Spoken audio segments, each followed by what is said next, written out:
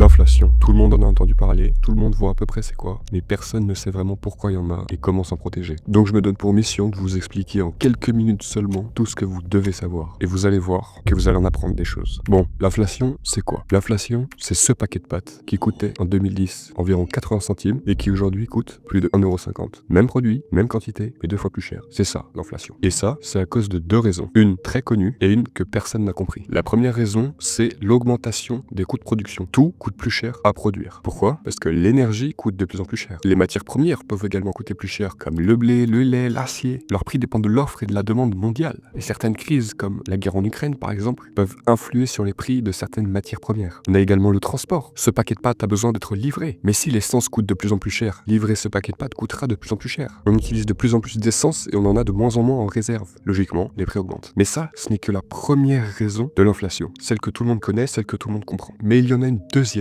beaucoup plus importante, que tout le monde sous-estime. Le vrai problème, c'est que l'argent perd en valeur. Pourquoi? Parce que les banques centrales impriment des milliards à chaque crise économique pour stimuler l'économie. Plus il y a d'euros en circulation, moins ils valent. Je vais essayer d'utiliser un exemple concret pour que vous puissiez comprendre. Imaginez une planète avec 10 pommes. La monnaie de cette planète, c'est des jetons. Il y a 10 jetons au total en circulation sur cette planète. Et il y a 10 habitants qui ont chacun un jeton. Chaque pomme coûte un jeton. Maintenant, imaginons qu'on imprime 1000 nouveaux jetons et qu'on en distribue à tout le monde. On distribue 100 jetons à chaque personne. Tout le monde se retrouve désormais avec 101 jetons. Même si tout le monde a plus de jetons, les pommes restent limitées en quantité. Le prix des pommes va donc automatiquement s'équilibrer sur le marché. Une pomme ne va plus coûter un jeton, mais 101 jetons. Est-ce que c'est la pomme qui a pris en valeur? Non, car il y a toujours autant d'offres et autant de demandes. Pourtant, la pomme coûte plus cher. Eh bien, elle ne coûte pas plus cher parce qu'elle a plus de valeur, elle coûte plus cher parce que le jeton a perdu en valeur. Eh bien, c'est exactement la même chose avec l'euro. Certains produits vont monter en prix, mais c'est pas le produit qui coûte plus en valeur, c'est l'argent qui perd en valeur. Donc il faut plus d'argent pour compenser cette perte de valeur. Faut le voir comme une crypto-monnaie sinon. Si vous avez un bitcoin qui vaut 100 000 $, vous avez un bitcoin. Et si 2 ans plus tard, vous avez un bitcoin qui vaut 50 000 $,